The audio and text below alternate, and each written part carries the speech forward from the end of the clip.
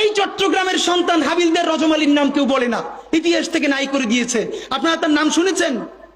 সিপাহী বিপ্লবে যদি দুইটা নাম থাকে, এর একটা মঙ্গল পান্ডে আর একটা হাবিলদার রজমালি, ইতিহাস পড়িও না, নতুন করে তৈরিও করি না, পাবলিকেশনও বানাই না, শুধু রাস্তা কাঁপাই দিলে হবে না ভাই।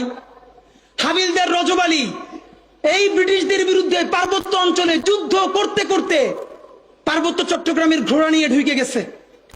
একটা সময় সঙ্গীহারা হয়ে গেছে, ব্রিটিশদের কাছে জীবন দিবে না, এই জন্য তিনি চিরতরে পার্বত্য চট্টগ্রামের ভিতরে ঢুকে গেছে, আর ব্যাক করেন নাই। তিনি মনে করেছেন যুদ্ধ করতে করতে প্রয়োজনে হারিয়ে যাব, তবু আমার স্বাধীন জীবন ব্রিটিশ বেনিয়াদের কাছে হত্যা হইতে দিব না।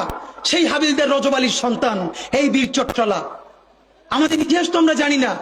দেখেন, সেই বিপ্লব যখন হারিয়ে গেল, আপনারা জানেন কিনা, ইতিহাস বলে বাংলাদেশে বড় বড় গাছে এমন কোন ডাল ছিল না গ্র্যান্ড ট্রাঙ্ক রোডে, যেই গাছের ডালে ডালে সিপাহী বিপ্লবের যেই সব সৈনিক এই বিদ্রোহে অংশ নিয়েছিল তাদেরকে ঝুলিয়ে ফাঁসি দেওয়া হয়েছে। তাদের বাবাকে, তাদের সন্তানদেরকে জগন্নাথ বিশ্ববিদ্যালয়ের সামনে বাহাদুর শাহ পার্ক গিয়ে দেখবেন, এখনো তাদের নাম লেখা আছে। আগে ছিল ভিক্টোরিয়া পার্ক, পরে আমাদের বাহাদুর শাহের নামে করা হয়েছে। গিয়ে দেখবেন প্রকাশ্য দিবালোকে গাছের সাথে ঝুলিয়ে আমাদের বিপ্লবীদেরকে ফাঁসি দেওয়া হয়েছে। শুধু তাই না, 5 দিন 7 দিন ধরে সেই লাশ ঝুলিয়ে রাখা হয়েছে, যাতে মানুষ দেখে শিক্ষা পায় আর কেউ কোনোদিন ব্রিটিশদের বিরুদ্ধে বিপ্লব বা বিদ্রোহ করতে না পারে। দেখেন, বিপ্লব জিতে যাওয়ার আগে আমরা যখন সামান্য ভুলে পরাজয় হয়েছে, আমাদের লাশ গাছে গাছে ঝুলেছে। এরপর মুক্তি আসতে আরো 100 বছর লেগেছে। 1857 সালে মুক্তি আসতে পারত। আপনারা নিশ্চয়ই জানেন 1757 সালের পরে 1857 সালে এই 100 বছরেও ব্রিটিশদের আমাদেরকে যেই ক্ষতি করতে পারে নাই, 1857 সালে মহাবিদ্রোহে আমাদের পরাজয়ের পর তার 1000 গুণ ক্ষতি তারপরে তারা করেছে। আমাদের সমস্ত সম্পদ ধ্বংস করে দিয়েছে। যারা জমিদার ছিল সেই মুসলমানরা তাদেরকে কৃষক বানিয়ে দিয়েছে। শুধু কৃষক না, ভূমিহীন কৃষক বানিয়ে দিয়েছে।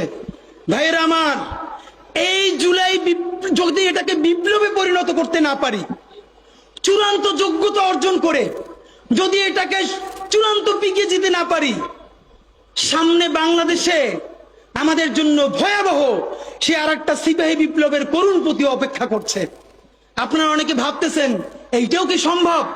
জামাতের ভাইয়েরা অনেকে বুঝে না, বলে কি করে সম্ভব। মনে করাই দেই, শহীদ নিজামী মুজাহিদ সাহেবেরা মন্ত্রী হিসেবে সর্বশেষ যখন সম্ভবত 2006 বা 2007 মন্ত্রী ছিলেন, বলেন তো তার কয় বছর পর তাদেরকে ফাঁসি দেওয়া হইল? 10 বছরও লাগে নাই। রানিং ফুল মন্ত্রী ছিল, লক্ষ লক্ষ মানুষ তাদের সাথে ছিল, তাদের মন্ত্রণালয়ে একটা পয়সার দুর্নীতি বের করতে পারে নাই। 10 বছরের মধ্যে মন্ত্রিত্বের পর তাদেরকে ফাঁসি দেওয়া শুধু হয় নাই, তাদের সন্তানরা তাদের জানাজাটা পর্যন্ত পড়তে পারে নাই। সংখ্যা দিয়ে হয় না ভাই, কোটি কোটি মানুষ দিয়ে সবকিছু হয় না।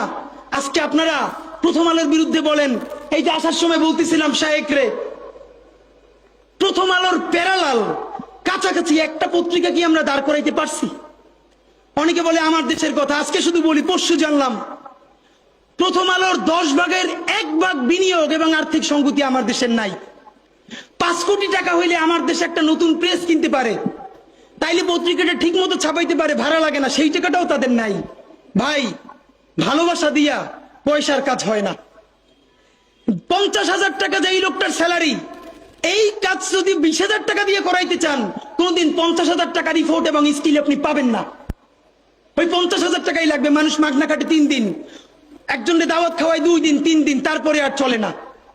আমাদের আর্থিক যোগ্যতা অর্জন করতে হবে। আমাদের অনেকগুলো প্রতিষ্ঠান লাগবে, একটা প্রতিষ্ঠান না। আমাদের ভাইদের সমস্যা কি জানেন? সে আজকে যদি হাটহাজারী মাদ্রাসা দিয়ে কেউ একটা পত্রিকা বার করে, সেই পত্রিকাটাও সে জাতীয় মূলধারা বানাবে না, দেবে দৈনিক হাটহাজারী। সে বানাবে মানে কোনো না কোনো ঘুরে ফিরা তার চিন্তায়, মননে, মগজে প্রথমে হয়তো হাটহাজারী, সর্বোচ্চ বড় হইলে হেফাজত, এরপরে সর্বোচ্চ বড় হইলে বাংলাদেশের শুধু মুসলমান। ভাইরা, এই মুসলমানের বাইরের যে জনগোষ্ঠী, সেটা কি আপনার না? আপনি ভাবেন এই দেশের আপনি প্রধানমন্ত্রী, তারপরে ভাবেন আপনার জনগোষ্ঠী কারা, আপনি সেরকম চিন্তা করেন।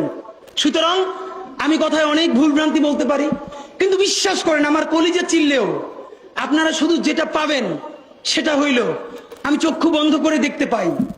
আমরা যদি যোগ্যতা নিয়ে 5-10 বছরের মধ্যে দাঁড়াইতে না পারি, এই ভিডিও, এই ছবি, এই শহীদ পরিবার, এই আহত, এদের জীবন তো শেষ।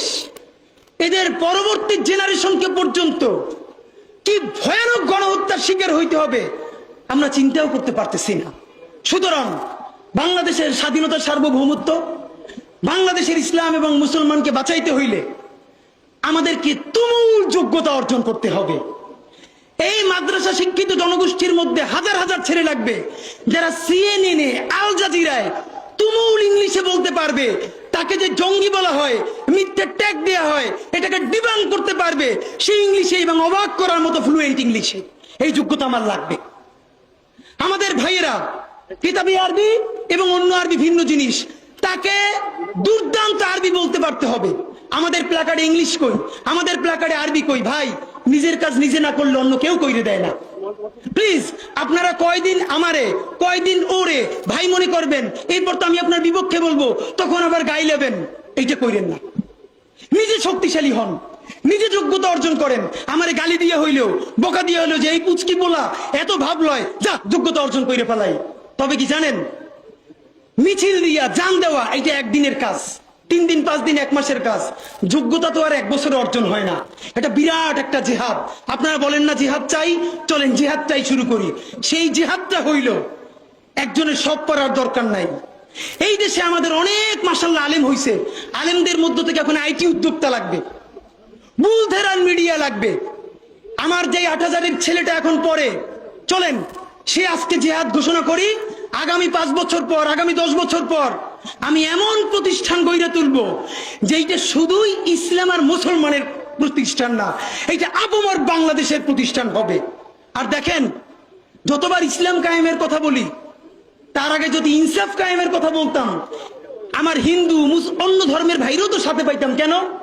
ইনসাফ যদি রাষ্ট্রে কায়েম হয়ে যায়, তাহলে 80% ইসলাম তো এমনিতেই কায়েম হয়ে যায়। তাহলে আগে আসেন ইনসাফের রাষ্ট্র বানাই, যে ইনসাফের রাষ্ট্রে সকল ধর্ম, বর্ণ, নারী, পুরুষ আমাদের অংশীদার হবে ইনশাআল্লাহ।